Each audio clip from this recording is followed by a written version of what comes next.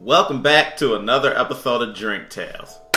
And today, we're going to be looking at something a little different. Now, I have no knowledge of what this is, so I'm completely relying on you to tell me, to give me the backstory. Okay. And to give us the backstory. So, this is actually kind of weird. Okay. Because, so, let's flash back to 4th of July. I'm in the liquor store. A new liquor store that I had never been into before. It was a small, unassuming liquor store in the city. And I come across this bottle. And I'm like, this looks interesting. I'll have to put this in the back of my mind to review later. Flash forward to us picking up this bottle today, and then looking it up online and trying to gather some information. And the weird part is I learned a lot about this stuff and didn't learn much at all at the same time. So Hoodoo Liqueur is a chicory liqueur. If you don't know what chicory is, it's like a root, right? It's a root that you grow. It was made by the people that do Cathead Vodka. That's the people that make this, and you probably don't know who Cathead Vodka is, but you recognize their label because they adorn the many bottles of this sandwich bar that you used to go to a couple of years ago at your old job. I believe the place was called Victory Bar in Atlanta, yes. Yeah, like they hyped the hell out of Cathead Vodka for some weird reason. But whatever. The point is, these are the people that made this liqueur. It's been around a good few years now. Like, the information I tried to look up on it has gone back to like 2013 as far as information is concerned. Ironically, the labeling in the bottle didn't used to look like that back then. Like, it was much more designed. There was some red in it and everything like that. They definitely took a more simple approach. I'm looking at this at top here. You can't really read it, but it says Cathead Distillery, Mississippi. Yes, because that's where this is coming out of. That's exactly where this is coming out of. 66.6 proof. I wonder if that's a 666 joke, like the devil. Are we gonna hell? So, and that's another thing too. Are we gonna go to hell if we drink this? I mean, what is hell in the voodoo? But that's basically what this is playing off of. They took the mythology of black mysticism and magic that you find in relation to voodoo and African and Caribbean practices of that. And there's also some talk about because you know Hoodoo also plays a role in blues music. So that's where their inspiration is coming from. As a matter of fact, you get that inspiration around a lot of Cathead products. The term Cathead does come from blues singing and whatnot. And I may be getting this information wrong or muddled. You guys can correct me. That's fine. But I'm just I'm vaguely remembering the stuff that I looked up. So, also says here, 2018, 96 points tastings from Beverage Testing Institute. I'm assuming that's good. I would have to assume it's good too. We'd have to slap look up that label on there. Yeah, we'd have to look up. This was in 2018, so. But again, this stuff goes back further than that, so it's not. It's recent within the last 7+ years, but not that new. like I said, the research I did, because I was also trying to figure out, like, what do you put this stuff in? Like, how does it... Like cocktails and stuff like that. Exactly. Well, I guess we'll figure that out when we taste it. The website didn't help me. Mm-hmm. Cathead's website didn't help me. It just points me to their Facebook page. So I scour their Facebook page for pictures of drinks that people have made with this stuff. And the flavor profiles are somewhat varied. But at the same time, they're using some similar products and whatnot. Whiskey, rum. I'm assuming dark rum because I didn't see any white rums or anything like that in relation to some of the recipes. I've seen they like to use spices like nutmeg. They like that. A lot of these drinks use a hell of a lot of bitters. You're mixing this with coffee liqueur and some nut liqueurs and the like. So it sounds like this liqueur is gonna taste very herbal and earthy. Probably. Okay, well, we've been dancing around it long enough. Crack that baby open. Let's see what we got. If I'm disappointed. So the weird part is too, all these recipes that I'm seeing are coming from different types of bars and whatnot from around the South. I'm not gonna say the country because I didn't see anything past Mississippi.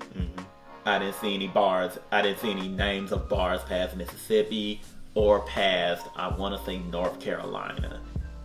You got a lot of... This is a strictly Southeast. Exactly. A lot of the bars that I know that was using this stuff, Mississippi, obviously, a hell of a lot in Atlanta, ironically. And this is over the years. New Orleans, North Carolina, and basically a scattering of other places like Tennessee and whatnot. But those first three, Mississippi, Atlanta, New Orleans, those were the ones that you saw this stuff the most at. Okay. It like I said, it's kind of this under the radar thing. But at the same time, like, a lot of people, this stuff has gotten around. So I'm just wondering, like, why doesn't their website have recipes? Like, is this a mystery we're supposed to solve ourselves? I'm starting to think you might go to hell if you drink this. If you go to YouTube, like, there's nothing. No one has made a YouTube video about this stuff. Like, we're probably the first people. Okay. Maybe Cathead has a YouTube page and I don't know about it and they talk about this stuff, but like no one else has made a YouTube video about this stuff. So what you're saying is we are truly delving into the unknown. Okay. And then to make this even more, I know I'm rambling and delaying the tasting of this, but to make this even more weird, like, I don't think the people that made these drinks over the years understand voodoo or what it entails, especially when you see the names of the drinks. Someone made a drink called Horton Here's a Hoodoo. I don't think you understand what voodoo is. I think they just wanted to have a clever name, and that's all that mattered. Right off the rip, you tell me what the first thing you think of when you smell that.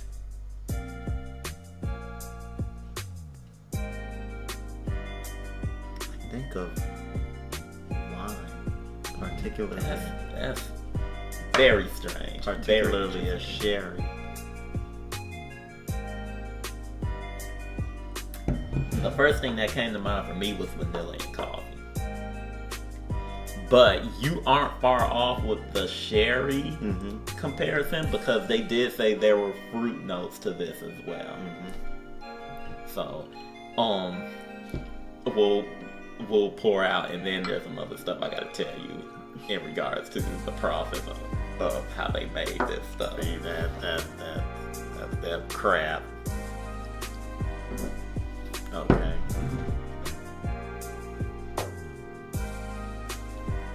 I guess you said you were gonna say something. Oh, so I guess you're gonna be cautious. So when they make this stuff, they macerate it in the chicory and the other stuff that they put in there, and then they let it sit out in a full moon. Outside of a full moon. And barrel aged in barrel aged bourbon barrels or whatever. I said that wrong, but barrels that they aged bourbon in, they put it in those. They let it sit out in the moonlight in a full moon. So what you're telling me is this is okay. Damn it.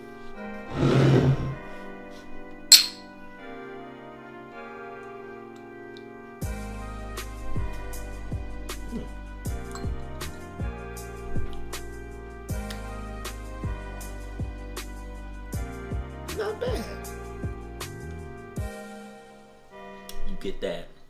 I taste the fruit. I definitely taste the coffee. And I'm not a coffee person, but I definitely taste the coffee. I thought this was gonna be some shit. I taste the fruit. I taste the coffee. I barely taste vanilla. I didn't taste any vanilla. Like, it's barely there, but that may be mixed up in the fruit taste. This is a fall liqueur. This is a fall liqueur.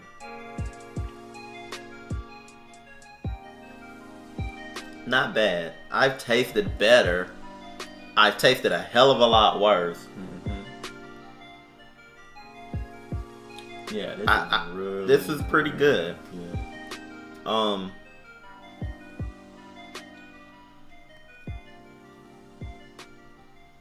Yeah, I was scared. I thought this was gonna suck and then kill me. But I mean, maybe it could kill me later, but it didn't suck.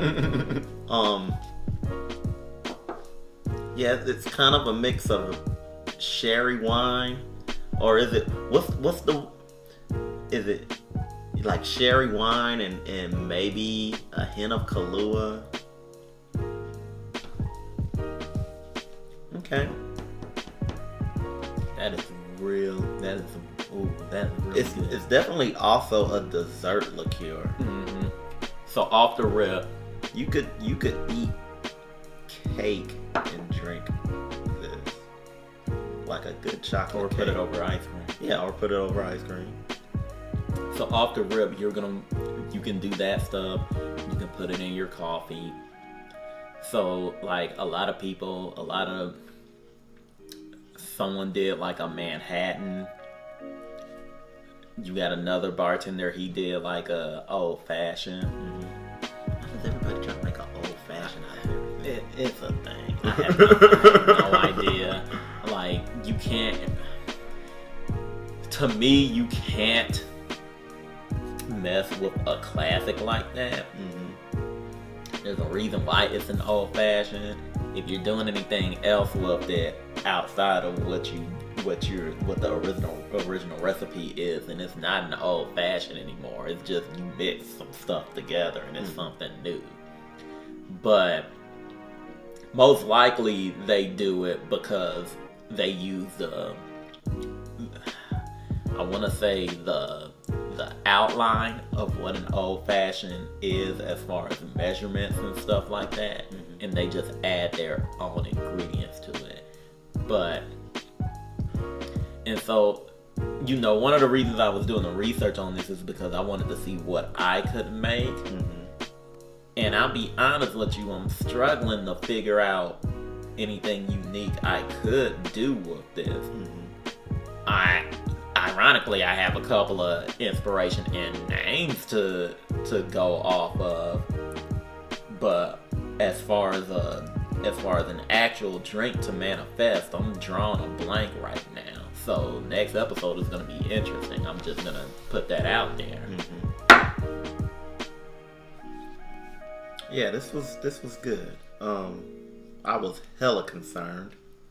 Glad to see those concerns were alleviated. Now, I will say this. I like the idea that, because let's be honest, when it comes to the mythologies behind a lot of stuff that we consume and everything like that, specifically in liquor, you rarely find any that are inspired by black culture. Unless it's coming straight from black culture. Exactly. Score?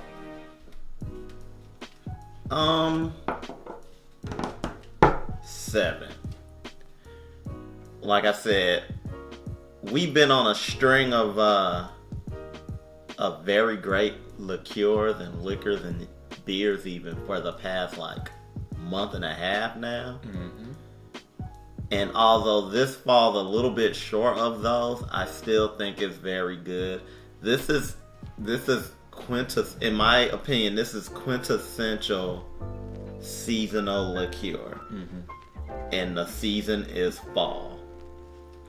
Like when those first leaves start falling, you can start making drinks with this.